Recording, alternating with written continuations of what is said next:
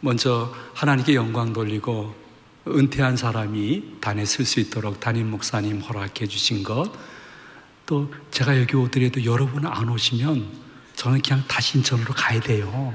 근데 여기 와주셔서 너무 감사해요. 그래서 감사의 마음을 담고 1시간만 설교하도록 하겠습니다. 네. 저는 이제 70이 이제 훨씬 넘었습니다. 근데 손자가 이제 5명입니다.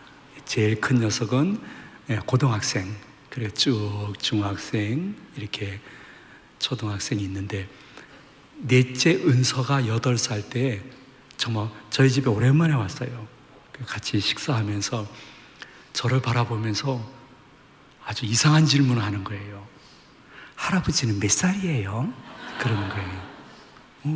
70 훨씬 넘었다, 야. 예, 그러니까 8살 산 은서가 볼 때에 70은 너무 많이 산 거예요. 그래가지고 도저히 이해할 수 없다는 표정으로 하는 말이 무엇이냐면, 할아버지 70이 넘었는데 왜 살아계세요? 그러는 거예요. 그 별로 저 대답할 말이 없어서 그냥 야 밥이나 먹자야. 근데 오늘 KTX 타고 이렇게 울산 내려오면서 70이 훨씬 넘었는데 왜 살아있을까? 울산 대형교회 가서 하나님의 말씀 대언하라고 살려주신 줄로 믿습니다. 네, 그러한 마음으로 왔습니다. 저는 육군 만기 제대한 사람입니다. 공병대에 있었습니다. 공병대를 그냥 골병대라고 합니다. 얼마나 힘들면. 근데 부대가 있는데 그 부대가 이전하게 됐어요. 그래서 부대가 이전하는 것이 참 얼마나 힘들다는 것을 경험했는데, 어떠한 청년이 단결하는 인사하는 부대에 있었는데 편제가 바뀌어가지고 다른 부대로 갔는데 거기는 충성 인사하는 거예요. 이게 습관이 쉽게 바뀌지 않거든요. 충성해야 되는데 가끔 단결해가지고 고문관이라고 취급받는 어느 날 그 부대에 사단장이 오신 거예요. 그러니 갑자기 병사들 한가운데 가더니 병사들을 위로한다고 병사와 이야기를 하는데 그 고문과 같은 그 사병 앞에 사단장이 섰대요. 서가지고 사병 요새 군대 생활 좀 어떤가?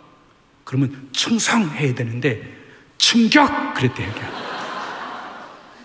그래가지고선 그 사병의 나머지 군대 생활이 충격적이었다는 전설 따라 삼천리 같은 이야기가 있어요. 우리가 찬양을 부르고 이교구가 찬양할 때 정말 모든 중심은 예수님과 십자가였어요. 근데 그 십자가는요, 일반 사람들이 볼 때는 너무 충격적인 일이었어요.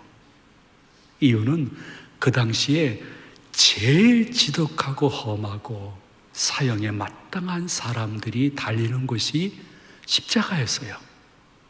근데 아버지 하나님께서는 그러한 지옥의 십자가를 통해서 인간들의 모든 죄를 사하게 하는 대속의 은혜를 예수님을 통해서 행하셨다는 것이 모든 사람들이 들을 때는 너무 충격적이에요. 너무 비이성적이에요. 그래서 울산의 수많은 시민들 가운데도 80%는 그 예수 그리스도와 그의 십자가를 믿는 것을 거절해요. 막 거부해요. 왜냐하면 너무 비이성적이고 충격적인 이야기이기 때문이에요. 그들이 우리들과 같이 이야기할 때 하는 말, 혹은 인터넷이나 또 작고 큰 책자에서 늘 하는 주장이 무엇이냐 하면, 야, 예수님만 믿기만 하면 죄에서 온전히 구원받아서 죄 용서함 받고 어느 죽더라도 천국 간대. 너무 값싼 구원이다, 이렇게 이야기를 합니다. 그렇죠. 인간의 노력이나 고행이나 선행, 절제가 포함되지 아니한 오직 예수 그리스도의 십자가의 구속의 은혜를 믿기만 하면 구원받는다고 하니까 정말 값싼 구원이라고 다들 이야기하는 거예요. 교회 안에 있는 분들 중에 심야기도 오신 분들 중에도 그렇게 생각하시는 분들이 있어요. 그렇게 생각하시는 분들은 지금 눈을 2번 깜빡여 보시기 바랍니다. 이거 뭐 있잖아요, 여기. 여러분, 곰곰이 이런 생각해 보셨는지요? 나 같은 것을 위해서 대속의 십자가에서의 죽임을 당한 예수님의 목숨값은 값쌀까? 계산하기 어려울까? 저는 예수 그리스도의 목숨의 값을 계산하는 그 자체가 전 불경이라고 생각합니다. 있을 수 없는 일입니다. 어떠한 것으로도 값을 매길 수 없는 예수 그리스도의 대속의 죽임을 당하심으로 예수님의 피에서는 죄가 절대적으로 많은 내가 용서함을 받고 감히 하나님을 아버지로 부르다가 어느 날 그분이 부르실 때에 하나님이 예비하신 천국에 들어갈 수 있는 은혜를 이미 받았다는 것은 값싼 구원이 아니라 값을 절대로 칠 수 없는 엄청난 가격에 오직 하나님의 절대적인 은혜요, 일방적인 은혜요, 일평생 감사하고 일평생 영광 돌리다가 내 자식 앞에서 너 예수 잘 믿고 죽어 천국 같이 거기 가서 만나자 얘기할 수 있는 믿음의 선진들이 되어야 되지 않겠는가. 그런데요, 정말 지금도 많은 교회 밖의 사람뿐만이 아니라 교회 안에 계시는 분들도 예수 그리스도를, 그분의 십자가를 너무너무 자랑스럽게 여기며 난 다른 복은 좀 받지 못한다 할지라도 예수님을 알고 믿고 의지하고 그분과 동행하는 삶을 살기 때문에 최고의 복을 받은 사람이야, 이렇게 고백하는 사람들이 점점 줄어들고 있는 것이에요. 여러분이 금요일 밤에 오셨으니까 나를 내 밖에서 한번 좀 바라보시면 좋겠습니다. 나는 예수님과 얼마나 깊은 교제를 하면서 하루를 살았을까? 일주일을 살았을까? 그런데 옥스퍼드 대학교 역사 신학 교수님인데 은퇴하셨어요. 엘리스타 맥그라스라는 이 교수님이 이렇게 말씀했습니다. 엘리스타 맥그라스의 이야기입니다. 그가 기독교적이냐, 기독교적이 아니냐 하는 판단은 오직 십자가뿐입니다. 이렇게 말했습니다. 다른 말씀으로 표현한다면 그가 대형교회의 진정한 성도님이냐, 그렇지 않고 대형교회를 아직도 몇십 년 다녔지만은 출입하는 교인이냐, 그 차이점은 예수 그리스도의 십자가를 통해서 나타납니다.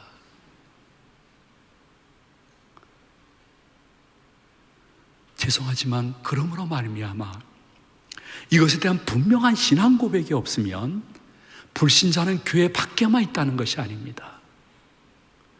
대형 교회 안에 있을 수도 있고 어쩌면 내가 교회 안에 불신자일 수도 있는 것입니다. 그래서 너무너무 안타까운 심정으로 예수님을 제대로 만났던 사도 바울은 나는 예수 그리스도와 그분이 십자가에 못 박히신 것 외에는 아무것도 알지 않기로 작정하였다고 고백했는데 이 밤에 여러분의 고백이 그와 똑같은 고백이 된다 하면 하나님이 영광 받으시고 여러분 보시면서 영적으로 웃으실 줄로 믿으시기를 바랍니다.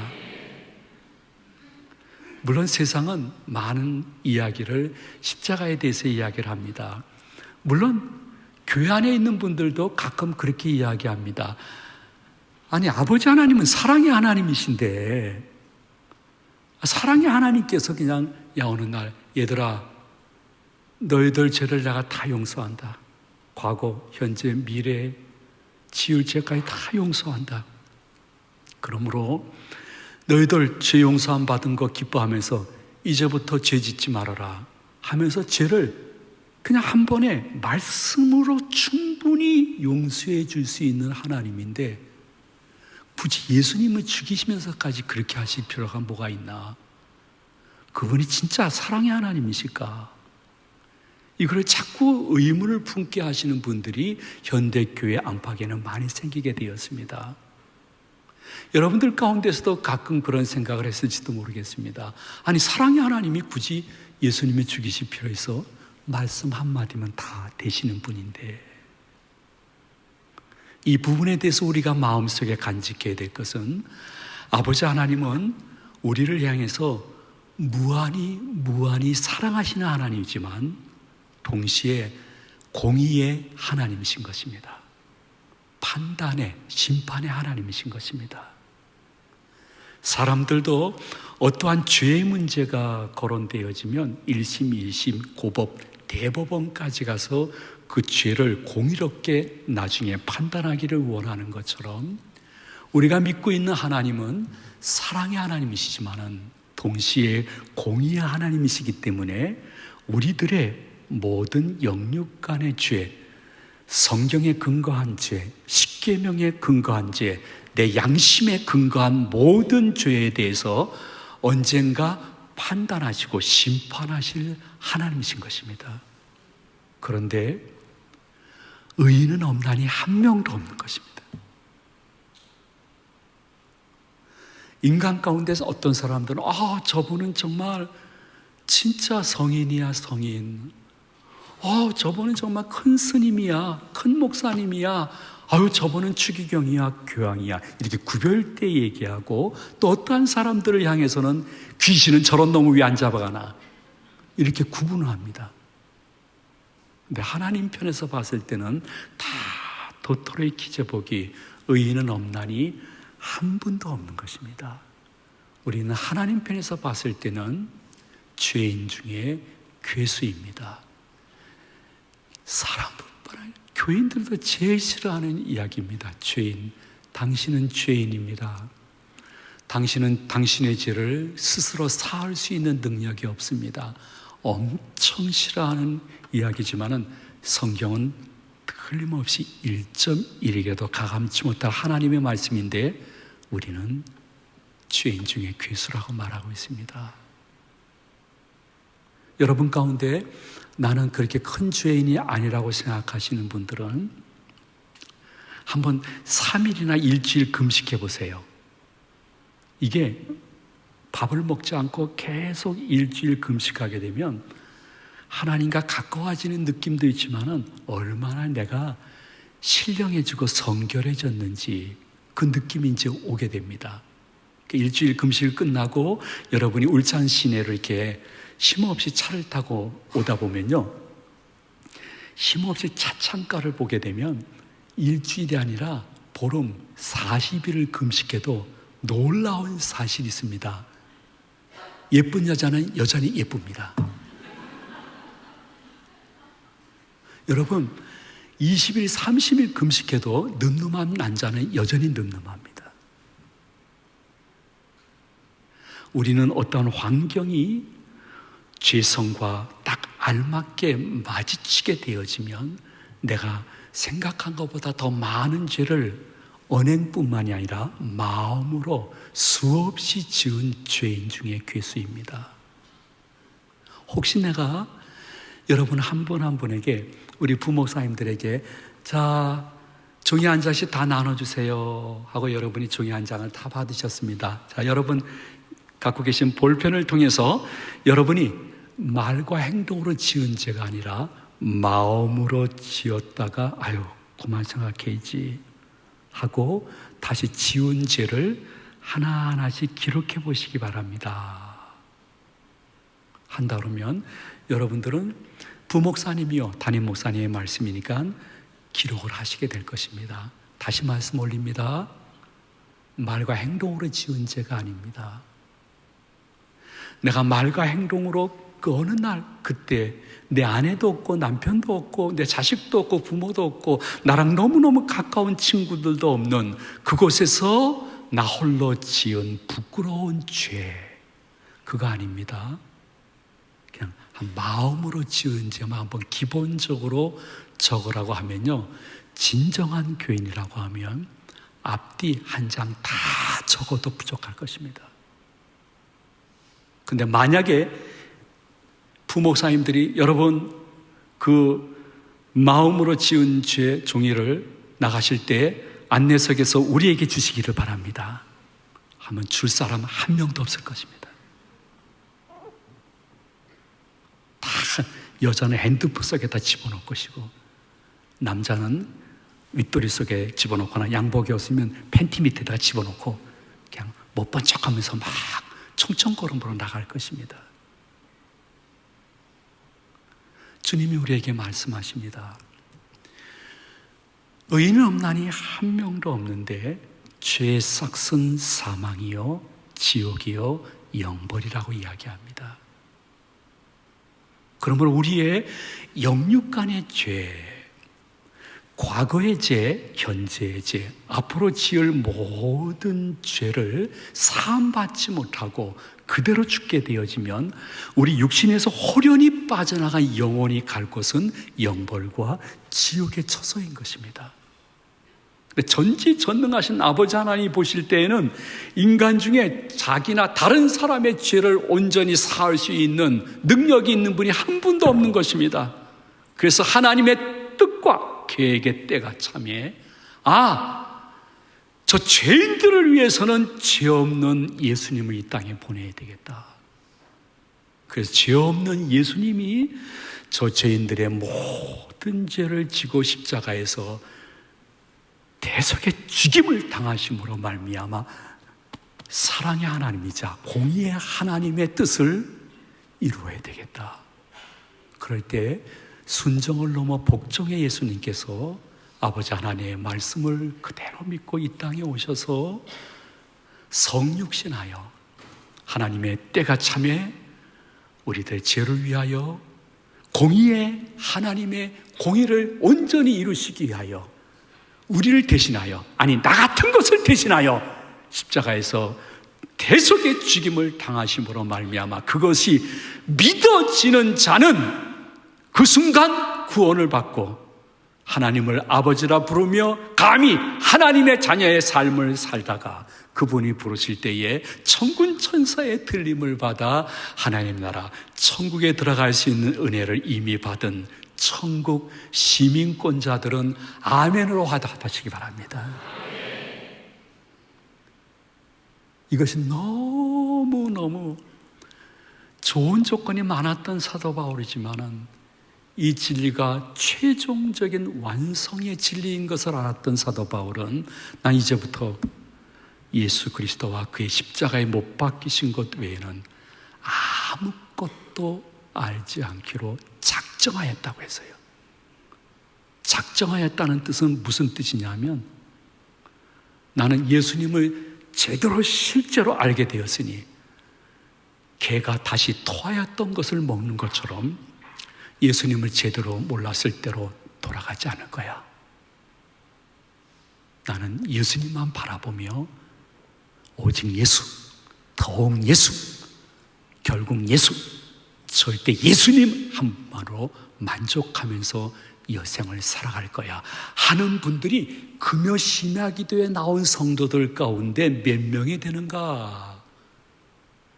예배 중에 그분은 영으로 찾으신다고 말씀하고 있습니다. 신령과 진정으로 예배드리는 자가 어디 있는가? 찾으신다는 단어는 그리 많지 않다는 거예요. 바닷가의 모래알처럼 하늘의 별처럼 많으면 하나님이 찾으신다는 단어를 왜 써요? 그렇게 많은데 찾으신다는 거 보니까 점점 한국교회에 예수님 한 분만으로 만족하며 살아가는 사람들이 적어지기 시작하기 때문에 찾으신다고 말씀하고 있는데 울산 대형교회 와서는 여기는 참 많네 하시면서 하나님의 기쁨이 되어지는 분들이 점점 많아지는 은혜가 있기를 소망을 드립니다. 물론 여러분들은 6일 동안 사회 속에 살아가면서 다양성과 개방성 속에서 살고 있기 때문에 오직 예수님으로서만 구원이 이루어지고 그분 한 분만으로 만족하면 살아간다는 이야기를 다양성과 개방성이 낮은 구름처럼 깔려있는 이 세상에서는 독선이라고 이야기합니다. 그래서 교회 다닌 사람들은 독선적이야. 예수님만 믿어야 된대. 난 그거는 너무 믿을 수 없어 하시는 분들이 많은데, 여러분, 이 세상 살아가면서 개방성, 다양성만큼 중요한 것은 그것이 옳으냐 그르냐 하는 것입니다. 근데 우리의 옳음의 기준은 성경입니다.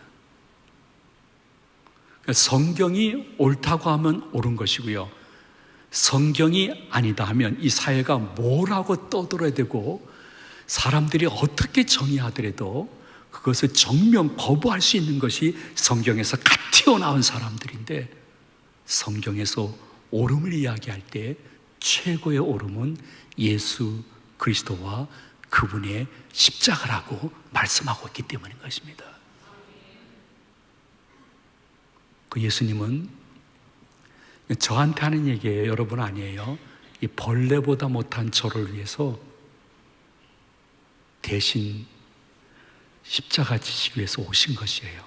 성육신 하신 거예요. 우리 그 첫째 손주가 고등학생인데 어느 날 정말 오랜만에 식사를 같이 했어요. 둘 다 지방에서 목회하기 때문에 특별한 날이라니 보였어요. 맛있게 먹고 있는데 그 은찬이 그 녀석이 그러는 게, 할아버지 내가 오랜만에 만났으니까 한번 퀴즈를 낼게요.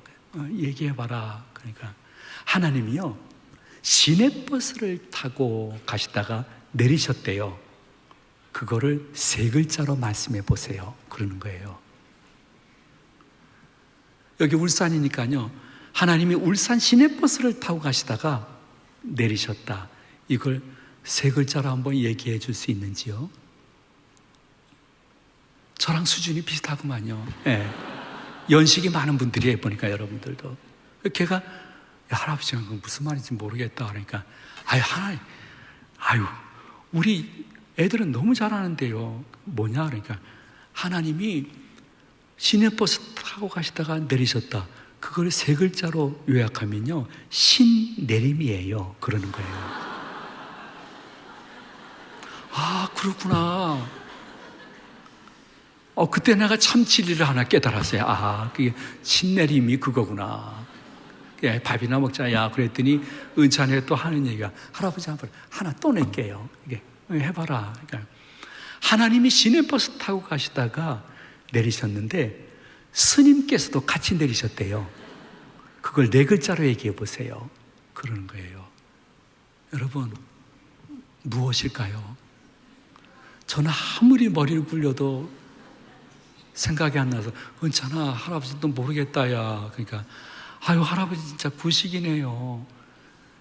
하나님이 이렇게 시내버스를 내리셨는데 스님도 같이 내리셨으면요, 중도 하차예요. 이제 그런 거예요.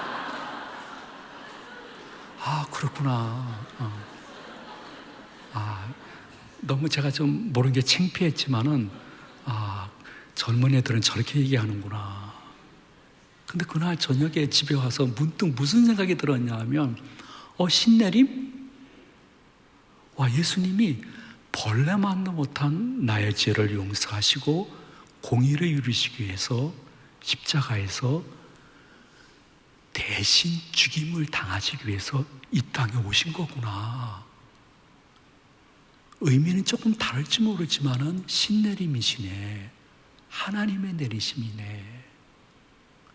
이것을 사도 바울은 고백하기를, 예수님은 하나님과 원래 본체 동등하신 분이었습니다. 근데 하나님과 동등됨을 취할 것을 여기지 않으셨습니다. 그러니까 때가 되면 이 땅에 사람의 육신으로 오셔서 죽기까지 복종하셨으니 곧 십자가에 죽으심이라. 그러므로 세상의 수많은 이야기들 가운데 여러분이 이 밤에 정말 중심으로 마음에 간직하고 기도 제목으로 삼아야 될 것은, 내가 뭐길래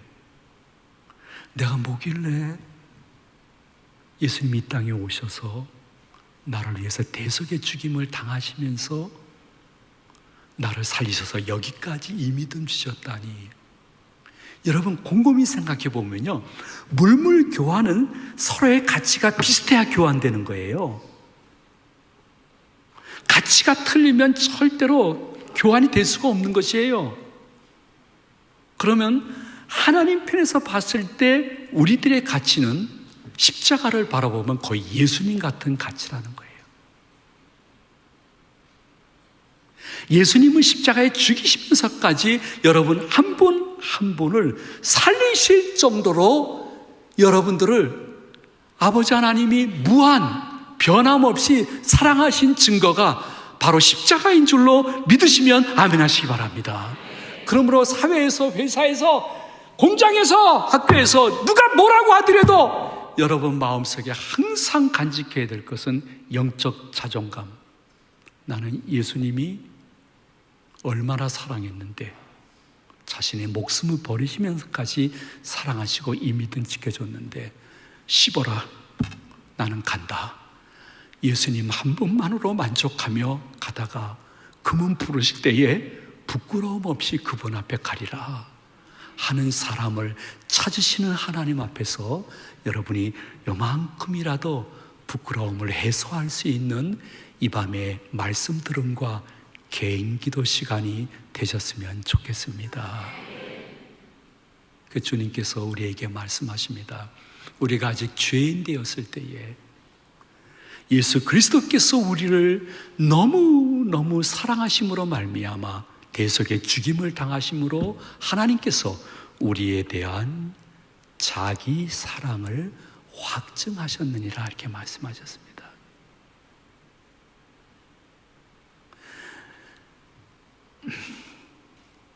저는 이 질문하는 게 마음에 엄청난 부담이 되지만 그래도 여러분에게 이 질문을 하고 싶습니다. 저는 못합니다. 못하는데도 질문해서 미안합니다. 여러분들이 자녀가 한 명밖에 없는데요, 어느 날 권력자가 와가지고 이름도 모르고 성도 모르는 어떠한 사형수를 위해서 여러분의 하나밖에 없는 자식을 대신 죽여야 된다고 했을 때 여러분이 금방 그 자식을 내어줄 사람이 몇 명 있을까요? 한 명이라도 있을까요? 저는 못 내줄 것 같습니다. 아니, 못 내줍니다. 하나님은 우리와 나를 위해서 그것을 하신 것입니다.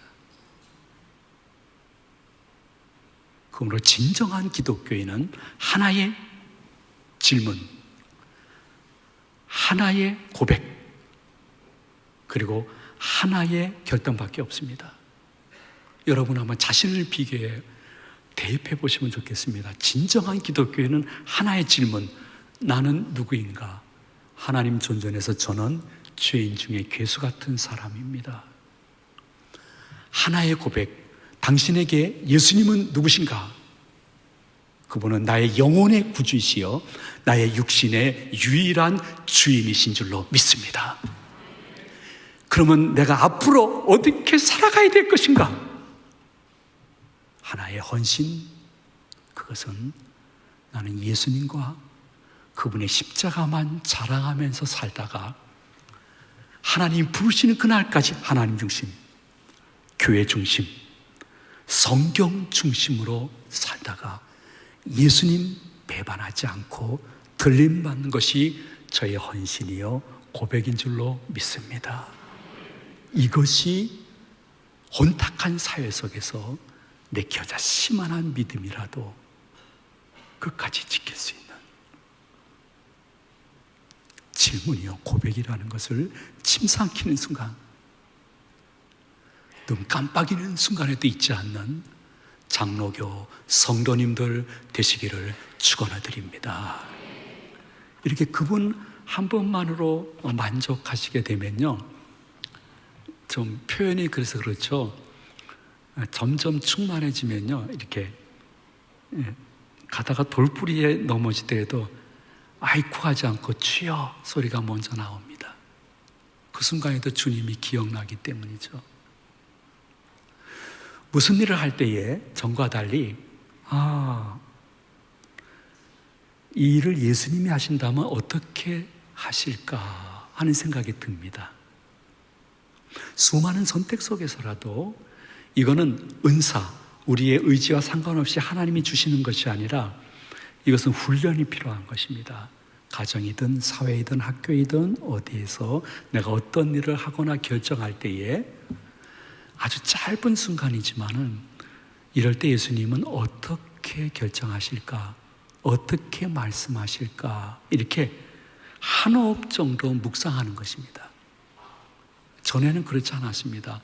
그냥 가족이나 교인이나 사회에서 같이 일하는 사람들에게 내 성질대로 생각나는 대로 말을 뱉어버렸습니다.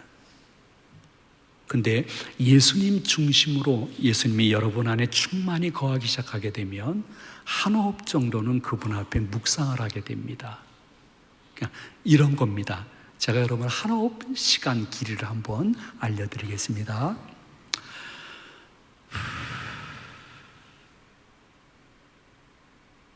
이렇게 한 8, 9초, 10초 정도 여러분이 사람을 만나거나 계약을 하거나 어떠한 결정적인 결정을 할 때거나 이거 어떻게 하면 좋지? 우리 사이에 굉장히 관계가 안 좋을 것 같네 했을 때 여러분들이 한 10초 정도라도 눈 뜨고 대화하면서도 내가 성령님께 기도할 수 있습니다. 이럴 때 예수님이라면 어떻게 하실까요? 하면 예수님이 음성을 들려주시면 좋을 텐데 절대로 음성을 안 들려줍니다. 그냥 마음으로 생각이 나게끔 합니다. 제가 이름이 건영입니다. 건영아. 제 이름은 참 좋은 이름입니다. 한국 전체에 건영이가 깔려 있습니다. 건영 아파트, 건영 택배, 건영 화물, 건영 건재, 건영 고속, 건영 유치원, 건영 다방, 그 다 제 지회사들입니다. 근데 성령님이 건영아, 너 그거 굳이 이야기하지 말어. 나보다 뭐 이렇게 자꾸만 앞서가려고 그래. 내가 알아서 할게. 그래서 이야기를 안 했는데 이야기를 한 것보다 가족 간에 더 좋은 결과가 나온 거예요. 무엇이에요? 한 호흡 묵상 기도. 근데 어떤 때는 하나님이 음성으로 들려주지 않아요. 그냥 마음으로 건영아 말해. 근데 큰 소리로 하지 말고 작은 목소리로 조금 웃음기를 띠고 해. 이러는 것 같아요. 그래서 정말 강하게 주장해야 될 때인데도 아주 작은 목소리로 미소를 띠고 이렇게 이야기했더니 얼마 지난 후에 제 별명이 기생이 됐어요. 기생이. 우리 목사님 꼭 기생 같다고 그냥. 아니 지금 저 순간에도 어떻게 적은 목소리로 미소를 띠면서 말씀하시냐고.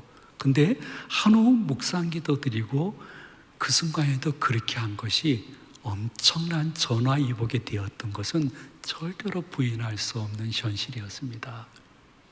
여러분, 하나님의 말씀을 배우는 것은 굉장히 기쁜 소식입니다.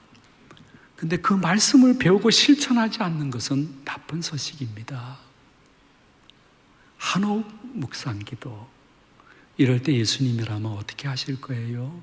그리고 주무실 때 정말 가끔이라도 예수님, 저의 오늘의 이 언행심사에 대해서 어떻게 평가하시나요? 그래요? 죄송합니다. 회개합니다. 내일서부터 새롭게 주옵소서. 그래요? 기쁘셔서요? 그럼 저도 열심히 그렇게 할게요. 하면서 하루를 마감할 수 있는 사람이 진정한 예수님의 제자여 교회에서 봉사하는 것만큼 우리가 굉장히 신경 써야 될 부분인 것을 여러분이 한 번쯤은 기억해 주시면 좋겠습니다. 근데 여러분, 진짜 예수 그리스도와 그의 십자가만 알기로 작정하고 뒤돌아서지 않으면요, 어떠한 일이 생기냐 하면 현실과 사람은 바뀌지 않았습니다. 근데 내가 바뀌어서 그 현실, 그 사람을 볼 때에 조금 여유 있게 바라보고, 그리고 생각보다 두려움이 없고 별로 표현할 수 없는데 평안이 나한테 다가오는 것을 느끼는 성도들은 이미 주님과 깊게 교제하는 분들이니까 여러분 마음속에 영적 자존심을 가지고 괜찮네 나도 이렇게 생각해도 괜찮습니다. 왜냐하면 예수님이 여러분에게 주시는 것은 상황에 따라서 기쁨과 슬픔을 주는 것이 아니라 예수님과 진정 아름답게 동행하게 되어지면 사랑과 상황과 상관없이 내게 조금 여유가 생기고 두려움이 없고 평안해짐으로 말미암아 심지어 가족 식구 중에도 아유 엄마 아빠 할아버지 할머니 뭘 그렇게 여유 있게 생각하세요? 왜 두려워하지 않으세요? 이거 지금 무한 경쟁 속에서 이건 돌파해야 될 일입니다. 우리 가정이 살려면 이거 해야 됩니다. 하더라도 아니야. 주님이 알아서 다 하실 거니까 우리는 가정 예배나 기도 신앙만 범치 말자 하면서 이끌어가는 이 평안이 생기는 거예요. 그래서 예수님의 제자들이 많았는데요. 예수님이 하루 고된 모든 사역을 끝나고 제자들 집에서 주무실 때에 다른 제자들 집에 가서는 다 숙면을 취하지 못했대요. 너무 그냥 두세 번씩 잠을 깨면서 힘들었대요. 그런데 유독 베드로의 집에 들어가서는 숙면을 취하셨대요. 그 이유가 무엇일까요? 그걸 알아맞히시는 분은 이 자리에서 2만 원을 드리도록 하겠습니다. 네. 자, 2만 원을 드리도록 하겠습니다. 자, 다시 한번. 다른 제자 집에 가서는 숙면을 취하지 못했는데 베드로의 집에 가서는 아침까지 주무시는 숙면을 취하셨대요. 이유를 얘기해 보시기를 바랍니다. 침대가 좋아서 다른 제자들도 침대 좋았어요. 괜찮았어요. 네. 또 말씀해 주시면 고맙겠습니다. 네. 돈이 너무 적구만요. 예. 올리고 싶은데 시간 때문에 올리지 못하겠어요. 여러분, 이거 다시 가져야지. 큰일 날 뻔했네, 그냥. 이런 목사는 물을 먹여야 돼요. 예. 이것도 우리 손자 은찬이가 한 얘기예요. 예. 오늘 은찬이 많이 나오네. 예. 할아버지, 다른 제자 집 가서는 편히 못 주무시는데 베드로의 집에 가서는 편히 주무신 이유가요. 베드로의 집의 침대는 시몬스 침대였대요. 흔들리지 않는 편안함. 여러분, 예수님을 제대로 모시면요, 그 직분과 상관없어요. 얼마나 오래 믿어야 상관없어요. 흔들리지 아니하는 평안함이 있어요. 시몬스 침대가 되는 거예요. 그래서 여러분 마음속에 실생활 하시면서 잘 적용하면 좋을 하나님의 말씀은요, 우리는 예수 믿으면서 살라 그러면 예수 믿지 않는 사람보다 더 힘들게 살아야 돼요. 어쩔 수가 없어요. 그래서 괴로운 일이 많은데 외롭지는 않아요. 점점 예수님이 실상할 가운데 나와 가까이 동행하고 내 안에 거하신다는 것을 믿는 성도는 뭐가 달라지냐 하면 의복이 달라지는 것이 아니에요. 너무 힘들다. 근데 난 외롭지 않아. 예수님이 계시는데, 영으로 지금 나와 함께 임마누엘 동행하시는데. 그래서 외롭다고는 얘기하지만은 혼자는 아니라는 것을 기억해요. 그래서 이건 우리 교회 교인이 이야기한 거예요. 목사님, 저는요, 예수 잘 믿으면서 생활하면서 이 목표를 달성하기 위해서 하루 종일 뛰다 보면 의자에 앉을 시간도 없어요. 그리고 예수 믿는다는 것 때문에 저는 신천지로 오해까지 받았어요. 그래서 그 오해한 친구에게 우리 인천 제2교회 전화해가지고 내 교족부를 펼쳐봐서 내 이름이 집사라는 것을 보여주기까지 했어요. 진짜 살기 힘들어요. 그런데 어떤 때는 너무 홀로 있어서 힘든데 그때마다 나는 홀로 있어도 난 혼자가 아니야 하는 것 때문에 다시 힘이 나고 평안이 있다는 거예요. 교회 안에서 고백한 거 아니에요. 교회 밖에서 나의 삶의 현장에서 예수 믿기 때문에 홀로 있게 되더라도 나는 혼자는 아니야. 지금까지 에베네셀 하나님이 여기까지 날 도우셨고 이 순간에도 임마누엘 그분께서 바람과 공기가 내 눈에 보이지 않지만 내 앞에 있듯이 영으로 나와 임마누엘 동행하고 계시는 줄로 믿습니다. 내 앞길은 너무너무 4시간 차로 출퇴근하는 것이 미치도록 힘들지만은 결국 여호와 일에 하나님이 합력하여 선을 이루는 길로 인도하셔서 내 직장 생활뿐만이 아니라 본계를 지킬 수 있는 그 거리로 저를 이동시켜 주실 줄로 믿습니다. 여호와 일에 하나님을 향한 신뢰가 있기 때문에 자기는 홀로 있지만은 혼자가 아니라는 거예요. 이 말을 다른 표현으로 표현한다면 여러분, 하나님의 자녀인 여러분들은요, 어떠한 고난을 당한다 할지라도 그 고난이 결코 빠져나올 수 없는 동굴이 아니에요. 하나님의 때가 되면 빠져나오는 터널이 될 줄로 믿으시기를 바랍니다. 그러므로 여러분이 어느 날 이러한 고백도 할 수 있을 것입니다. 끝까지 주님을 따라가면서 외롭지만은 나 외롭지 않아. 나는 힘들지만은 외롭진 않아. 그분이 계시는데 그거를 조금 더 주님 앞에 보이게 되어지면 어느 날 이 고난이 하나님의 위장된 축복이었구나. 이러한 축복을 주기 위해서 이 고난의 터널을 지나가게 하셨구나. 아이고, 세상에 하나님 곁에는 쓰레기통이 없는 줄로 믿습니다. 하나님이 내게 주신 것 중에 버릴 것은 단 하나도 없는 줄로 믿습니다. 이것을 신학적인 용어로 하나님의 섭리라고 그래요. 하나님의 섭리라는 뜻은 무엇이냐면 하나님은 만왕의 왕, 만주의 주로서 전 세계의 모든 왕, 대통령보다 높으신 분이요 전 세계 모든 나라를 친히 통치하시는 하나님, 섭리의 하나님이십니다. 동시에 그 엄청난 섭리의 하나님께서 자신이 예수 그리스도를 통해서 택한 여러분 한 사람 한 사람의 모든 삶 속에 깊숙이 들어가셔서 아름다운 동행하시며 여러분을 결코 버리지 아니하신다는 것이 하나님의 섭리인 것입니다.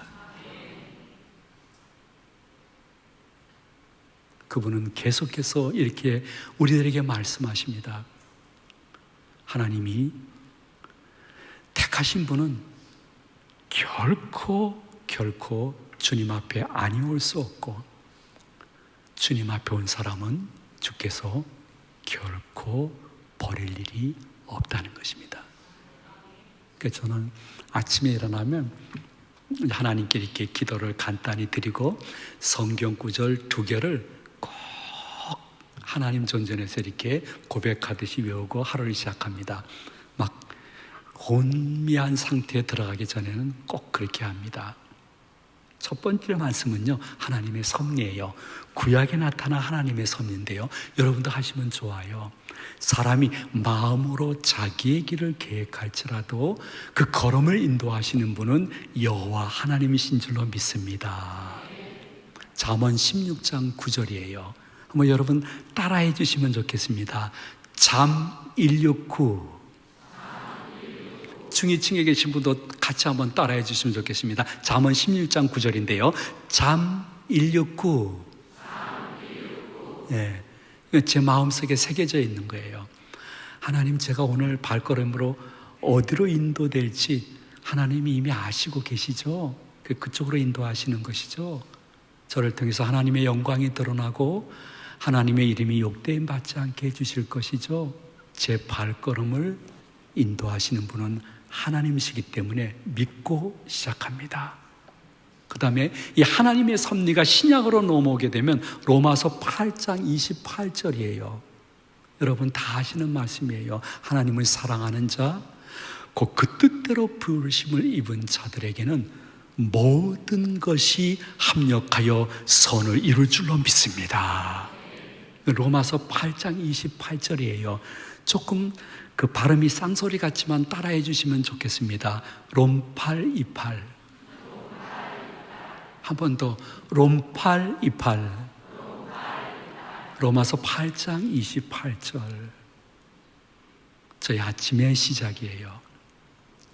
아이고 하나님 고마워요.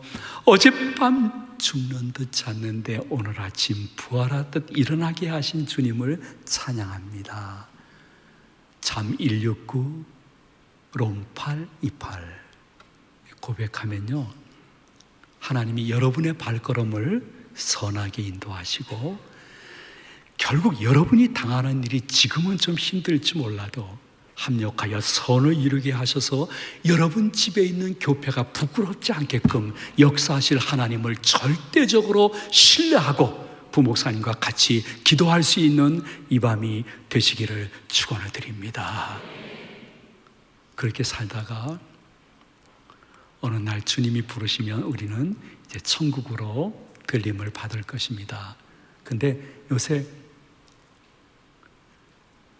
제가 성장하던 한국 초대교회와 달리 천국을 소망하지 않는 분들이 너무너무 많아졌어요. 왜냐하면 너무 살기가 좋아져가지고 지금 한국이 천국같이 느껴지기 때문이에요. 근데 천국 진짜 있습니다. 아무리 얘기해도 믿지 않을 분들은 믿지 않을 것이기 때문에, 그래도 어느 날 말이에요, 그 국민 배우 나훈아 씨 있잖아요. 알죠? 나훈아 씨. 모른 척 하지 마세요. 아시면서 뭘. 그 나훈아 씨가 테스 형을 부르는 거예요. 근데 가만히 듣다 보니까 아이고, 교회 안 다닌 사람도 천국에 대한 혹시 희망이 있는 것이 아닐까, 천국이 진짜 있을까? 있을 수도 있는데 하는 생각을 갖는 가사를 발견했어요. 그 테스 형의 그 가사인데 제가 다 여러분에게 불러드리지 못하고 두 소절만 알려드리겠습니다. 먼저 가본 저 세상 어떤가요, 테스 형? 가보니까 천국은 있던가요, 테스 형? 여러분 노래방에서 한두 번 불러봤을 것입니다. 나훈아 씨가 독실한 기독교 신자라는 이야기 들어본 적이 없습니다. 그 테스 형을 작사 작곡한 분이 집사님 혹은 장로님이라는 말씀 들어보지 못했습니다. 교회를 전혀 모르는 그분들도 가사를 질 때에 먼저 가본 저 세상 어떤가요, 테스 형? 가보니까 천국은 있던가요, 테스 형? 내가 이걸 한번 곡조 붙여가지고 불러보고 싶은데요, 제가 이거 부르게 되면 제 또래 집사님 권사님들이 오빠 하면서 막 튀어나올 것 같아서 나 못 부르는 거야.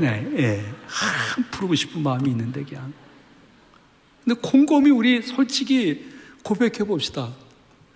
교회 교자도 모르고 예수의 예자도 모르는 사람도 천국에 대한 궁금증을 갖고 있는데, 교회 수십 년 다녔던 내가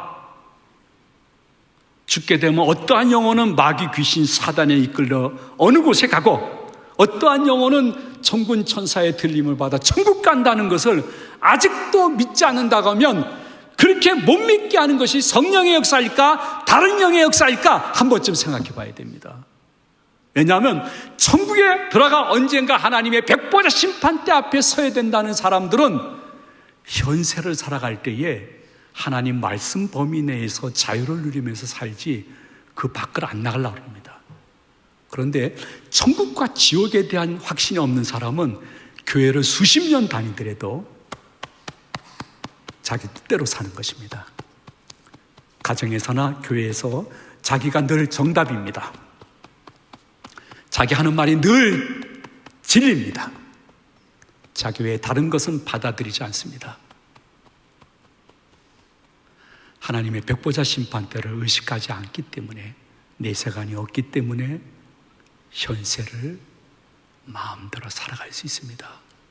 거룩한 구속력, 그리고 기독교인의 진정한 산소망은 예수 그리스도와 그의 십자가를 통해서 이루어진 천국 소망이 여러분이 숨을 거두는 그 순간까지 그대로 간직했다가 여러분의 자녀들에게 내가 먼저 간다,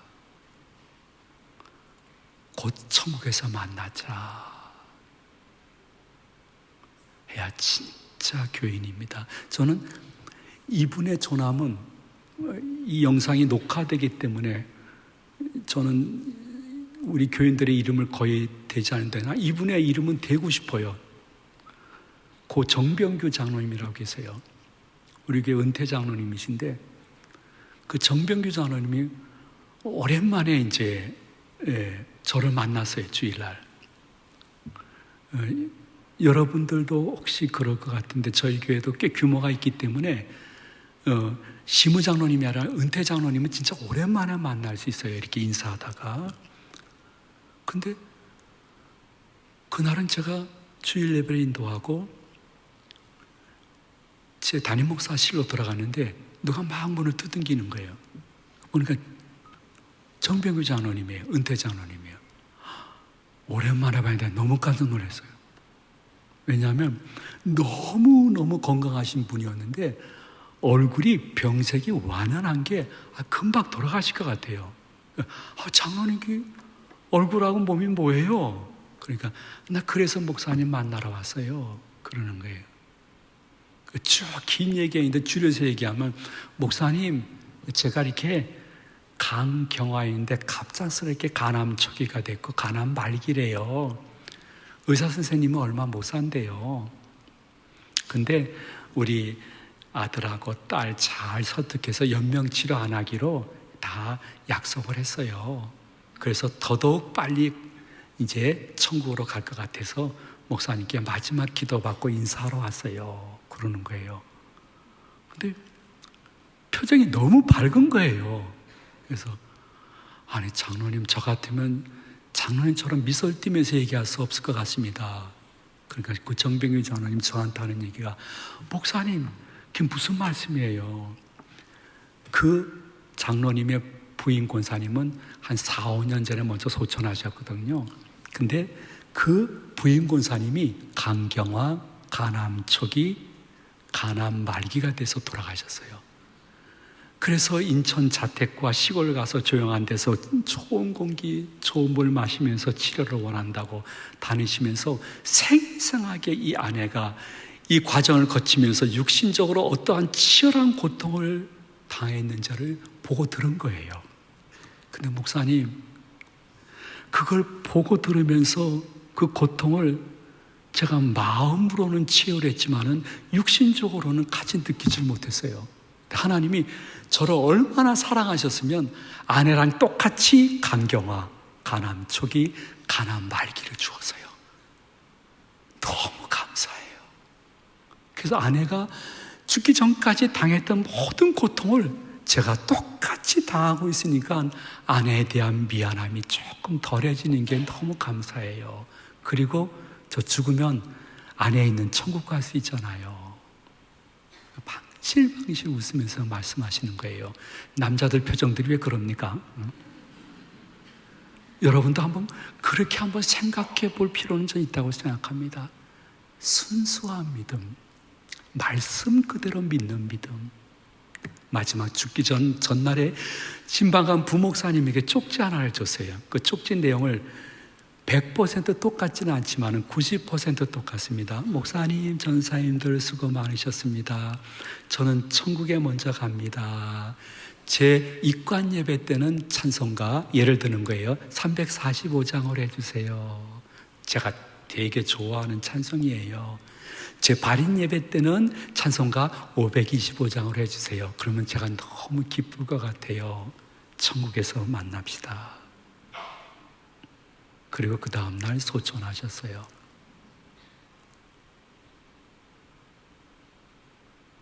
만약에 천국이 없다면 저는 죽어서도 여러분들에게 엄청난 몰매를 맞을 것입니다.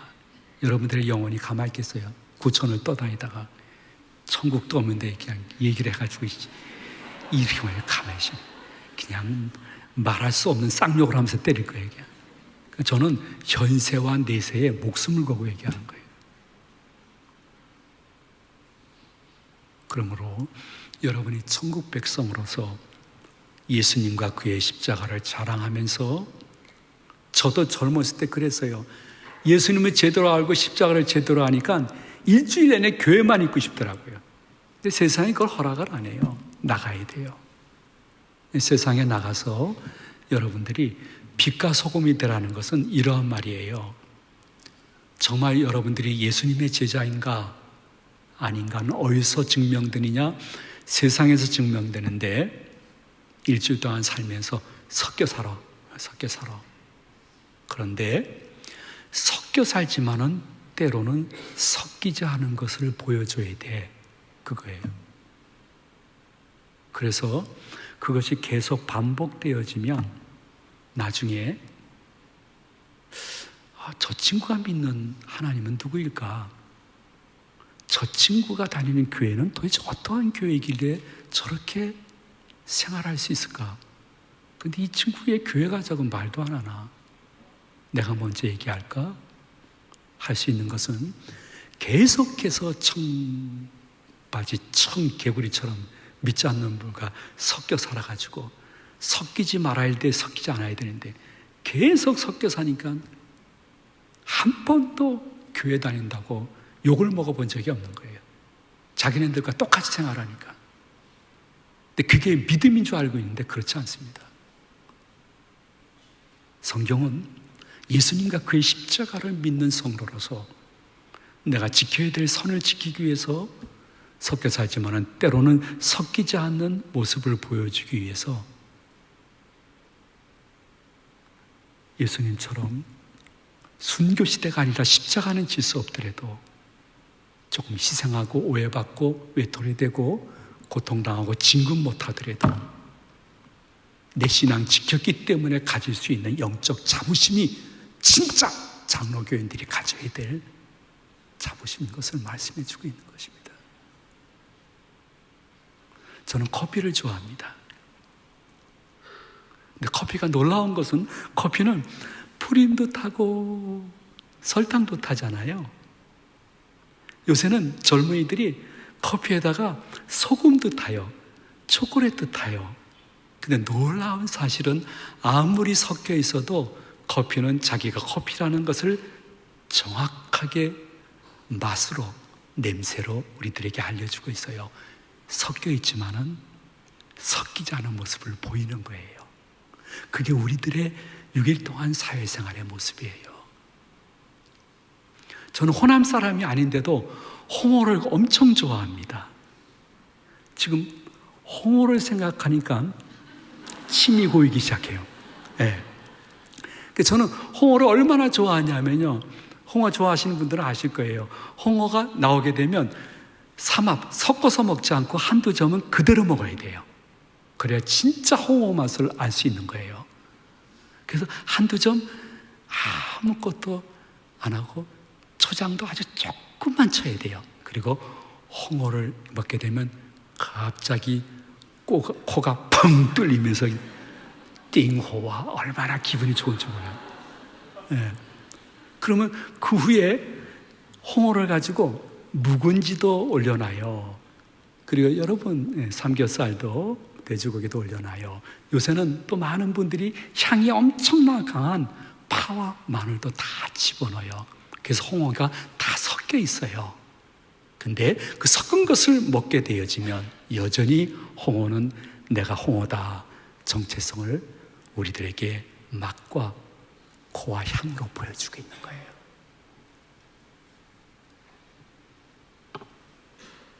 우리가 점점 세상 살면서 세상 사람들과 차별이 아니라 구별되어지면 그것이 교회의 인식을 바꾸게 되어지고 그들에게 마음 문이 열리게 되어지는 굉장히 중요한 일이기 때문에 여러분, 일주일 동안 섞여 살지만은 어떤 때는 섞이지 않는 모습을 한번 보일 수 있는 은혜와 결단이 개인 기도 시간에 선물로 올 수 있는 이 밤이 되시기를 축원해드립니다.